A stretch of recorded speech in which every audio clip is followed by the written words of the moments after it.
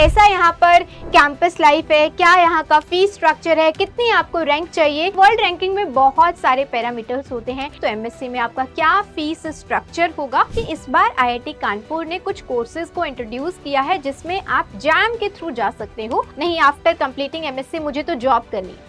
अब जॉब किस डोमेन में करनी है ये भी तो आप ही डिसाइड करेंगे ना। जो स्टूडेंट्स प्लेसमेंट चाहते हैं, जिनका अल्टीमेट एम प्लेसमेंट्स है, तो उनको इस चीज पर थोड़ा सा ध्यान रखना होगा कि आप अपनी टेक्निकल स्किल्स पर वर्क करें। Hi everyone, this is Muskan, mentor of physical science. So I welcome you all in the PWIIT jam and CSI net YouTube channel. तो आप सभी जानते होंगे हम एक IITs की सीरीज स्टार्ट कर चुके हैं जिसमें हम डिफरेंट IITs के बारे में बात करेंगे। तो जैसा कि लास्ट जो सेशन था वो IIT बॉम्बे से रिलेटेड था, अब आज हम लोग बात करने वाले हैं आईआईटी कानपुर के बारे में कि कैसा यहाँ पर कैंपस लाइफ है, क्या यहाँ का फीस स्ट्रक्चर है, कितनी आपको रैंक चाहिए कि आपको आईआईटी कानपुर में एडमिशन मिल सकता है। फिर चाहे हम बात करें एमएससी फिजिक्स की, केमिस्ट्री की, या फिर एमएससी मैथमेटिक्स या स्टैटिस्टिक्स की, तो इन सभी सब्जेक्ट्स के बारे में आज हम देखेंगे कि क्या इसकी क्लोजिंग रैंक है, क्या ओपनिंग रैंक है, और फर्दर आपका करियर यहाँ से कैसा हो सकता है। इसके साथ साथ अगर मैं बात करूं आईआईटी कानपुर की, तो आप सभी साइंस के स्टूडेंट हैं, तो आप सभी ने आज से पहले या अब तक सभी जानते होंगे प्रोफेसर HC वर्मा सर के बारे में। तो उन्होंने भी अपनी एमएससी और पीएचडी यहीं से की थी, और केवल एमएससी और पीएचडी ही नहीं बल्कि इन्होंने यहाँ पर कुछ टाइम एज अ प्रोफेसर भी वर्क किया है। ठीक है, तो इसी प्रीमियम इंस्टीट्यूट के बारे में आज हम लोग बातचीत करेंगे, देखेंगे कि क्या है, कैसा है यहाँ का जो ranking, fees structure, campus life, right, ये सारी चीजें आज हम इस वीडियो में डिस्कस करेंगे। तो जैसा कि अगर मैं बात करूं आईआईटी कानपुर की, तो आईआईटी कानपुर जो है नाम से ही समझ में आता है, तो बिल्कुल भैया कानपुर में ही है, और मतलब बेसिकली स्टेट जो है आपका उत्तर प्रदेश है। और अगर हम बात करें तो अगेन कैंपस ये भी काफी बड़ा है, लगभग 1055 एकड़ में फैला हुआ है। और अगेन आगे हम बात करें कि कब स्टेब्लिश हुआ था, तो दिस इज अगेन 1959 में स्टेब्लिश हुआ था। और अब बात आती है एनआरएफ रैंकिंग की, तो ओवरऑल जो रैंकिंग है वो 5th है। और अगर हम बात करें रिसर्च में, तो रिसर्च में जो रैंकिंग है वो 6th रैंक पर आता है आपका आईआईटी कानपुर। और अगर हम बात करें वर्ल्ड रैंकिंग की, तो वर्ल्ड रैंकिंग में जो है वो 222th रैंकिंग है हमारे आईआईटी कानपुर की। देखिए, वर्ल्ड रैंकिंग में बहुत सारे पैरामीटर्स होते हैं, केवल एकेडमिक भी नहीं होता है। ठीक है, तो आपको जो ध्यान देना है, अगर मैं बात करूं स्पेसिफिकली साइंस स्टूडेंट्स के लिए, तो वो बहुत ज्यादा मैटर करता है कि रिसर्च में जिस भी आप इंस्टीट्यूट में जा रहे हो वो कैसा है, राइट। तो रिसर्च में अगर मैं बात करती हूँ तो IIT Kanpur one of the best premium institute में से एक है, चाहे फिर वो लैब के टर्म्स में बात करें और चाहे हम प्रोफेसर्स के टर्म्स में बात करें, राइट। तो नेक्स्ट अब आता है कि अगेन अगर आपको आईआईटी कानपुर जाना है, तो जो स्टूडेंट्स अगर नहीं जानते हैं, तो देखिए, एक तो हमारे पास ऑप्शन होता है कि आप जेईई एडवांस देकर आप आईआईटीज में जा सकते हो, और दूसरा हमारे पास अगर आप मास्टर्स करना चाहते हो आईआईटी से, तो हमारे पास जो दूसरा ऑप्शन होता है वो जैम का पेपर होता है, जो जनरली हमेशा फरवरी में होता है, और हर साल एक ही बार ये पेपर होता है। ठीक है, इस पेपर के थ्रू अगर आप ये पेपर क्लियर करते हैं तो इसके थ्रू आप आईआईटी कानपुर में जा सकते हैं। अब इस पेपर की क्या कट ऑफ रहती है आईआईटी कानपुर के लिए डिफरेंट सब्जेक्ट्स में, डिफरेंट कैटेगरी में, तो उसके बारे में हम लोग इस वीडियो में देखेंगे। ठीक है, अगर मैं बात करूं सबसे पहले, अगर आप जैसे कि लाइक एमएससी कर रहे हैं, तो एमएससी में आपका क्या फीस स्ट्रक्चर होगा उसके बारे में थोड़ी सी बात कर लेते हैं। तो ये जो फीस स्ट्रक्चर है ये मैंने इनकी ऑफिशियल वेबसाइट से ही लिया है, जो इस ईयर का है। देखिए, थोड़ा बहुत ईयर टू ईयर फ्लक्चुएशन होता है, लाइक 2024 में कुछ डिफरेंट रही होगी, 2025 में थोड़ी सी अलग है, और वी कैन एक्सपेक्ट कि 2026 में भी थोड़ी अलग हो सकती है। और इवन इन्होंने बोला भी है कि subject to revise at every semester at the beginning of the semester. ठीक है, तो ये जो आपकी फीस है हर सेमेस्टर टू सेमेस्टर भी अलग अलग होती है। ठीक है, अब अगर हम बात करें, यहाँ पर थोड़ा सा देख लेते हैं, इन्होंने पूरा बाइफर्गेशन दे रखा है। अगर मैं ओवरऑल बात करूं तो जो student general, OBC and EWS category में आते हैं, तो उनका जो ओवरऑल एकेडमिक फीस जो रहेगी पूरे 2 साल की, तो वो अप्रोक्सीमेटली 1,43,000 के आसपास रहेगी।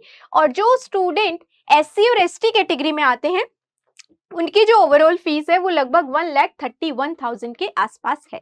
ठीक है, तो थोड़ा बहुत आपके पास कैटेगरी का बेनिफिट रहेगा। और इसी के साथ साथ इन्होंने कुछ और पॉइंट्स को भी हाईलाइट किया है यहाँ पर। तो अगर मैं उन पॉइंट्स की बात करूं तो जो स्पेसिफिकली एससी और एसटी कैटेगरी के स्टूडेंट्स है उनको ट्यूशन फीस पे 100% रिलैक्सेशन मिला हुआ है। जैसा कि आप यहाँ पर देखेंगे, ट्यूशन फी बाकी सभी कैंडिडेट्स को 3000 रुपए देना होता है, लेकिन जो एससी या एसटी में आते हैं उनके लिए वो बिल्कुल निल है। इसके अलावा एक और यहाँ पर आपके पास एक रिलैक्सेशन है, और वो ये है कि अगर आप एससी या एसटी कैटेगरी के स्टूडेंट हैं और आपके पेरेंट्स की इनकम जो है वो लेस देन 6 लाख रुपए पर एनम है, तो भी आपके पास एक और रिलैक्सेशन रहेगा, और वो है कि आपको कोई भी सीट रेंट नहीं देना होगा। और सीट रेंट है कितना, यहाँ पर आप देख सकते हैं, दैट इज बेसिकली 2500। तो अगर आपके पास ये कंडीशन है कि 6 लाख पर एनम से कम आपके फैमिली की सैलरी है, मतलब आपके पेरेंट्स की सैलरी है, तो उस केस में आपको ये अमाउंट भी नहीं देना पड़ेगा। ठीक है, तो आप देख सकते हो ये 3000 का बेनिफिट, साथ साथ में ये 2500 का बेनिफिट भी आपके पास फिर होगा। बट उस केस में आपको प्रॉपर तरीके से ये सबमिट करना होगा। इन्होंने क्लियरली लिखा है ITR form with AIS report, तो ये चीज आपको क्लियरली वहां पर सबमिट करनी होगी, तभी आपको ये रिलैक्सेशन मिल पाएगा। अदरवाइज आप इस चीज के लिए क्लेम नहीं कर सकते हो। ठीक है, और इसमें जैसे अभी की हॉस्टल फीस नहीं है, तो लगभग अगर मैंने यहाँ पर 143 आपको 2 ईयर्स का बताया है, तो इसमें थोड़ा सा और आप अमाउंट ऐड कर लीजिए। ठीक है, तो वो आपकी हॉस्टल फीस रहेगी, मतलब अंडर 2 lakhs आपका सब कुछ हो जाएगा, including your hostel and academic. इसमें से भी कुछ फीस ऐसी होती है जो रिफंडेबल होती है, जैसे कि देखिए यहाँ पर है refundable deposit payable at the time of admission, 26,000 amount जो है ये रिफंडेबल है। ओके, ठीक है, तो अब आगे चलते हैं। ये तो बात हो गई है फीस की। अब चलते हैं हम, जैसा कि मैंने बोला कि आप जैम के एग्जाम के थ्रू यहाँ पर जा सकते हैं, तो इसमें क्या कट ऑफ रहती है राउंड वाइज देखेंगे हम। ठीक है, राउंड 1 में क्या कट ऑफ रही है, राउंड 2 में क्या रही है, एंड राउंड 3 में क्या कट ऑफ रही है। ठीक है, तो सबसे पहले अगर मैं राउंड 1 की बात करूं, तो यहाँ पर एक चीज ध्यान रखना कि बायोटेक्नोलॉजी का कोर्स नहीं है आईआईटी कानपुर में। आईआईटी कानपुर में मास्टर्स जो आप कर सकते हो वो इकोनॉमिक्स में कर सकते हो, स्टैटिस्टिक्स में कर सकते हो, फिजिक्स, केमिस्ट्री, मैथ, राइट, यही कोर्सेज यहाँ पर हैं। ठीक है, तो अब अगर हम जैसे कि बात करें, सॉरी इकोनॉमिक्स भी नहीं है, let me correct my self, economics भी यहाँ पर नहीं है। ठीक है भैया, केमिस्ट्री है, मैथमेटिक्स है, फिजिक्स है, स्टैटिस्टिक्स है, यही 4 कोर्सेज यहाँ पर हैं।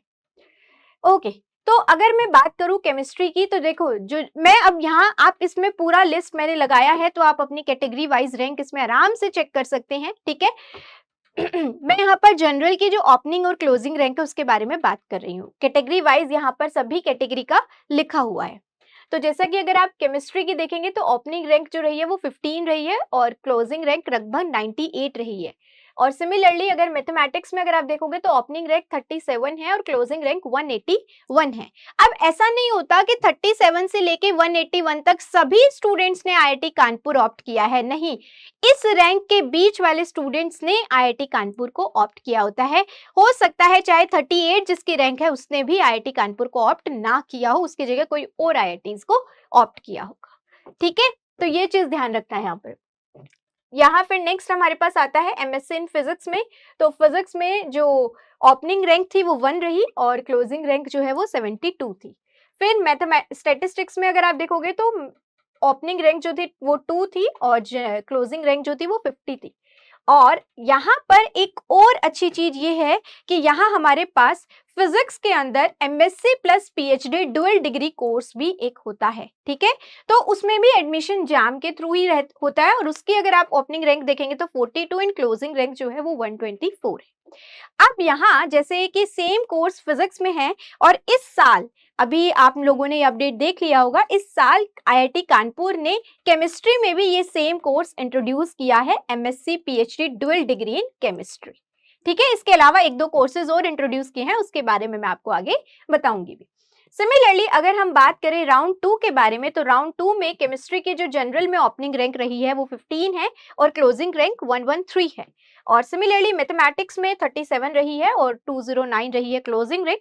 फिजिक्स में 1 है अगेन और क्लोजिंग रैंक 88 है। स्टैटिस्टिक्स में जो है वो 2 है और क्लोजिंग रैंक 50 है। और डुअल डिग्री वाले कोर्स में अगेन 42 है एंड क्लोजिंग रैंक जो रही है आपकी बार 170 रही है। ठीक है, आगे चलते हैं, अब हम बात कर लेते हैं राउंड 3 के बारे में। तो राउंड 3 की अगर हम बात करें तो केमिस्ट्री में जो रही है 15 और क्लोजिंग रैंक 113 है। सिमिलरली मैथमेटिक्स में ओपनिंग रैंक 37 है, फिजिक्स में ओपनिंग रैंक 6 रही है और स्टैटिस्टिक्स में ओपनिंग रैंक 2 है एंड डुअल डिग्री वाले कोर्स में ओपनिंग रैंक 42 रही है।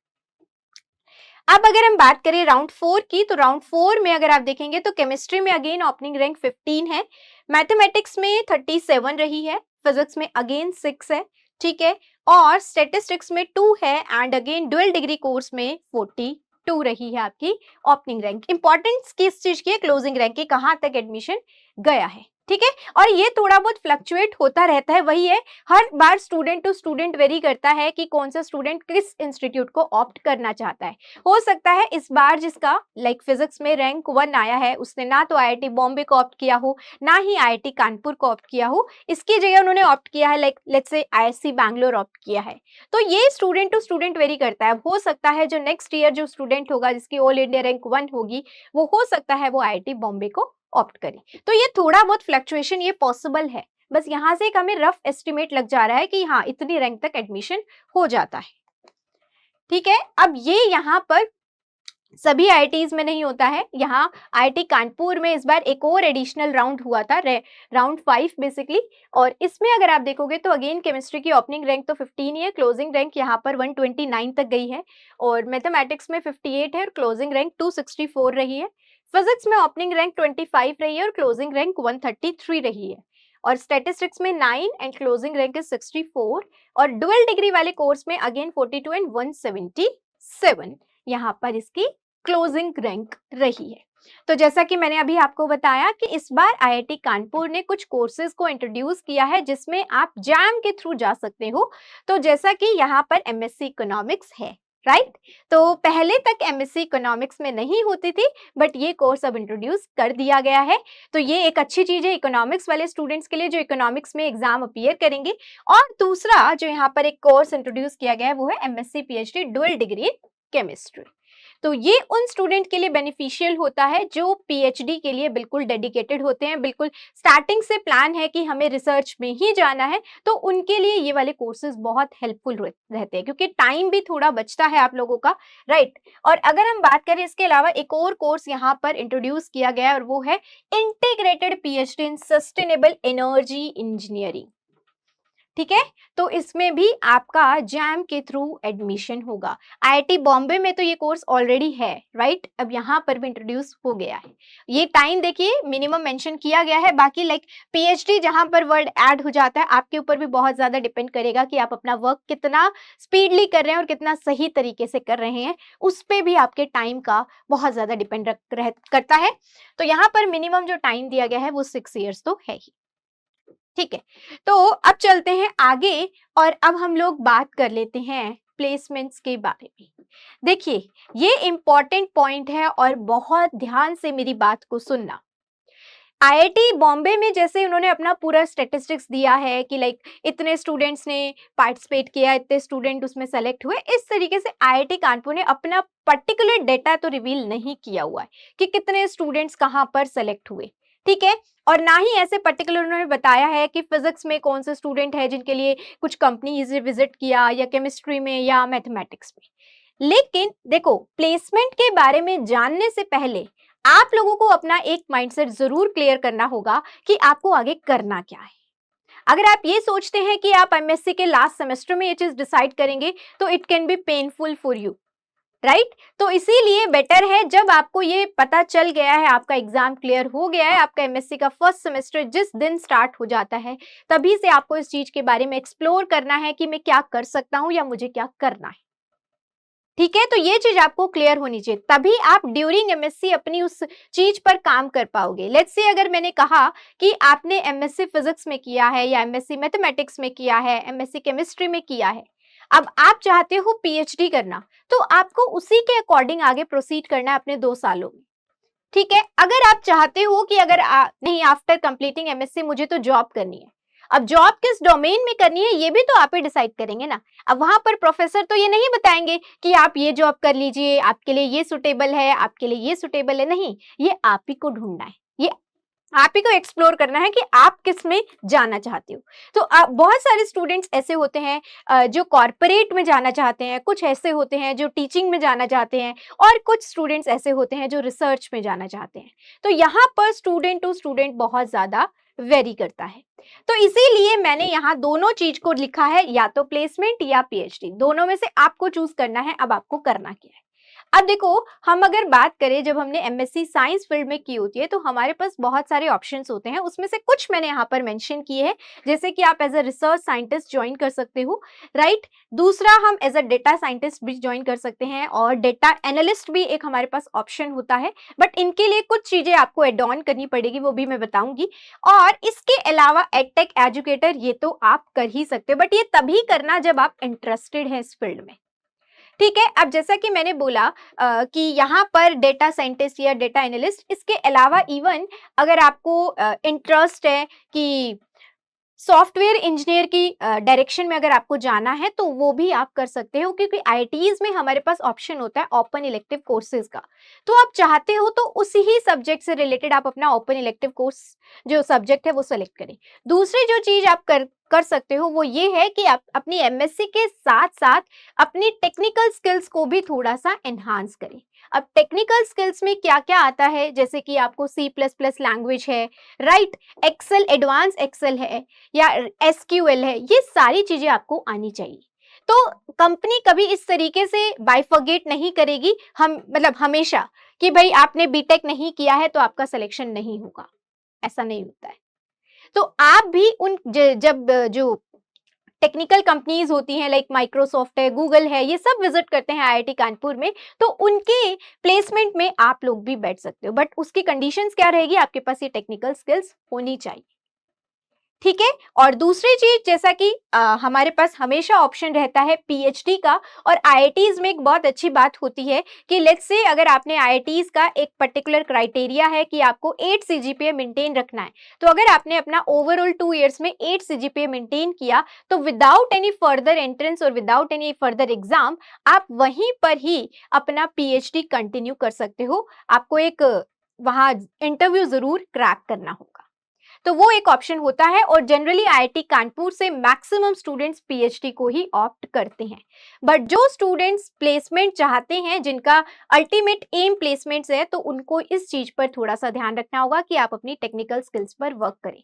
अब मैं अगर बात करूं प्लेसमेंट्स की, जो जैसे कि जो भी मैंने सेक्टर यहाँ पर मेंशन किए हैं, तो अगर मैं पर्टिकुलरली एडटेक एडुकेटर्स की बात करूं, तो यहाँ पर जो मिनिमम पैकेज रहता है वो लगभग 5.5 LPA के आसपास होता है, और मैक्सिमम जो जाता है एज अ फ्रेशर, क्योंकि आप यहाँ अप्लाई करते हो, और जितना भी मैंने अपने अभी तक जो स्टूडेंट्स हैं या मेरे भी बैचमेट्स जो आईआईटी कानपुर गए हैं, ठीक है, उनसे जो पता चला है वो ये है कि मैक्सिमम जो जाता है वो लगभग 20 LPA तक जाता है।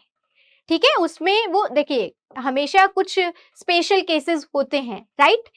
ये एक आपके पास ऑप्शन रहेगा, एक मैंने रेंज बताई है, थोड़ा बहुत प्लस माइनस हमेशा चलता है।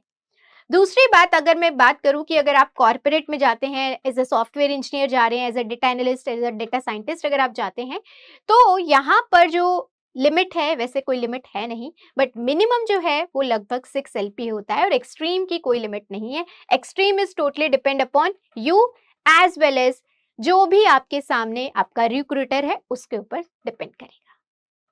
ठीक है।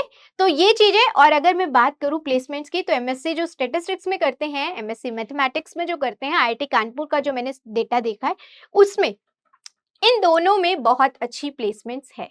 बट अगर बाकी स्टूडेंट्स भी प्लेसमेंट्स चाहते हैं, तो उनको अपनी थोड़ा सा टेक्निकल स्किल्स पर काम करना होगा। ओके। तो ये सारी, मैंने इसमें कुछ भी ऐसा नहीं है कि भैया बहुत ज्यादा नमक मिर्ची लगाकर आपको बताया है, कुछ भी नहीं है। ठीक है। जो फैक्ट है मैंने वो आपको बताया है, ताकि आप अपना गोल, आप अपना अल्टीमेट एम डिसाइड कर सकें कि आपको करना क्या है। यस, एक चीज जरूर ध्यान रखिएगा, जो पीएचडी का ऑप्शन है आईआईटी कानपुर में, ये बहुत अच्छा है, क्योंकि यहाँ की लैब्स जो हैं वो बहुत ही अच्छी है। और इवन अगर आप जो यहाँ के प्रोफेसर्स हैं उनकी प्रोफाइल देखेंगे, उनका रिसर्च वर्क देखेंगे, तो इट्स आपको वो एक तरीके से मोटिवेट करेगा कि हाँ, हम भी ये चीज कर सकते हैं। ठीक है। तो इसी वजह से यहाँ पर ऐसा होता भी है कि मैक्सिमम स्टूडेंट जो जाते हैं वो पीएचडी में ही कन्वर्ट होते हैं। ठीक है। ओके।